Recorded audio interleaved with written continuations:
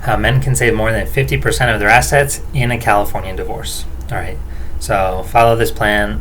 I use this. I'm the only one in the universe that used this, and I'm the only one in the universe that knows this. So in my case, I had 280,000 of assets.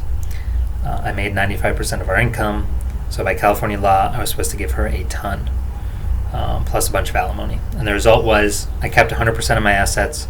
I paid her zero alimony. I only paid her a one-time payment of $650 for myself to escape the marriage. So I got out amazing, and now I teach the same system to men.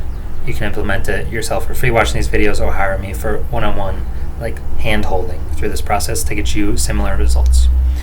All right, so first thing to know, from doing phone calls with a bunch of men, these 50-50 laws in California, and these like lifetime alimony laws, child support laws, child custody laws, they only come into effect if you go to court and litigate.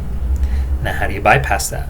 You get a divorce settlement agreement outside of court. We're saying, hey, I'm husband, I'm wife, we agree on this, and the judges 99.9% of the time rubber stamp it and approve it. If you can get both to sign, and you bypass all these 50-50 laws, paying for litigation, paying for your lawyer to talk to them on the phone, paying for them to prepare for your trial. So you save like $50,000 minimum, and as much, up to like six figures, 100, 150K, by getting a signed divorce settlement agreement outside of court. So not only will you keep a higher percentage of your assets, but your expenses will be insanely low. My divorce cost like $12K. I didn't do it very efficiently. I had them go back and like do a lot of forms over, because I wanted to do everything correct, like super correct.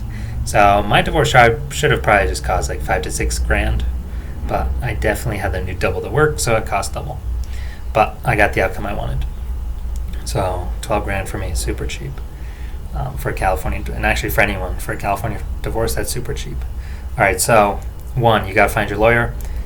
Go to Google Maps, go to Yelp, go to your city, and then just do family law and divorce lawyer, those two searches. And from those two searches, you should be able to get 20 divorce lawyers, 20 law practices that do family law. Put them in a Google Sheet, get their Google Maps reviews, their star rating, their Yelp reviews, their Yelp star rating. Put it there in the Google Doc as well. And then call up the secretaries, see if they offer free or paid consultations. I think I did like 5 free, 1 paid in mine. It was 2 years ago now.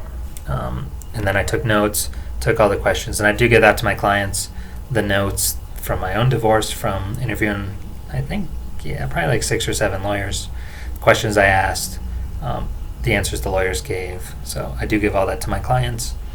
And okay, then you gotta choose a lawyer, file for the divorce, and your wife doesn't know what's going on yet. You haven't told her anything yet, but you file for the divorce.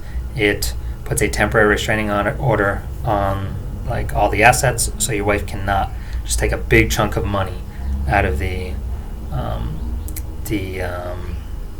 joint bank account, and like just steal it, walk away with it. What she could do, if you tell her, hey, I'm going to file for a divorce, and then she goes and does it that same day, and then you file for divorce like the next day, well then the TRO, temporary restraining order, would not apply to the assets. And so, all right, so you filed for divorce, then you got to have the talk with her. So you tell her, hey, I love you, I want to spend the rest of my life with you, but the state government in our relationship has caused me too much stress, because they can come in and take my businesses at any time, all the stuff I've been working on, and it's caused me too much stress for me. Yeah, I know the laws suck. Yeah, I know it's terrible, but it's too much for me to handle right now. I gotta file the divorce, or I gotta file the papers to get the state government out of the relationship. I don't believe I said the word divorce. I don't remember if I said the word divorce in talking to her or not, but try to avoid saying it. And also, the big thing you gotta say is, hey, I'm not kicking you out. Nothing's gonna change. You're still gonna live here. I simply just gotta de-stress by doing this. And then my wife's mom called me up later that afternoon, asked me what was going on. And so I do recommend talking to her parents if they hit you up, because if you don't, they're gonna assume the worst. So yeah, I talked to them, but you do have to have a tight mouthpiece and not talk too much. So I told them, yeah, same thing I told my wife. State government can take my stuff. It's too stressful for me. Yeah, I know the laws don't make sense. They suck. but it's the reality of what we're living with. So I got de-stressed by doing this. Yeah, I'm not kicking her out. Nothing's gonna change.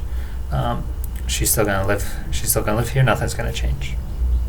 And then, okay, after that, serve your spouse like a week or 2 weeks later if you want.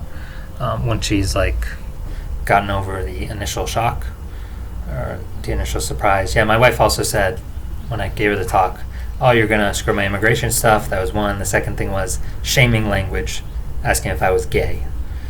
And so expect that in yours as well. And so, okay, now you have your wife served. Has to be a third party, like a process server. It cannot be you. So yeah, have that come to your apartment or your place when she's there, on a weekend when you know she's not working. I was there when she got served. When she figured out his divorce papers, she was super happy. She was like really warm to me that morning, which is the opposite I was expecting. I thought she was gonna like break my laptop or stab me in the eyeballs at night. But she was super happy, which is, again, this is the reason why I tell you men to file first, because I have firsthand experience how the wife behaves. Now her happiness was just like for half the day, and then she went back to her normal coldness towards me. But women respect you if you file for divorce on them, because it shows strong sperm, and women will treat you a lot better in the divorce process. And then, so you serve her. You also have to give her it's called a PDD, Preliminary Declaration of Disclosure, all your current assets, debts, bank account balance, bank account statements, credit card balance, credit card statements, boat ownership, car ownership, real estate ownership, just anything. Also 3 years of tax returns. You can open your whole financial life up to her. She has to do the same to you and respond to your divorce request within 30 days of being served, or else it is a default judgment against her and you get everything you want. Except she could challenge it later, so it's better to get a signed divorce settlement agreement by her versus a default judgment against her. But both of those are better than getting no judgment at all and you not filing the divorce papers. And so now you got presented with the divorce settlement agreement to sign.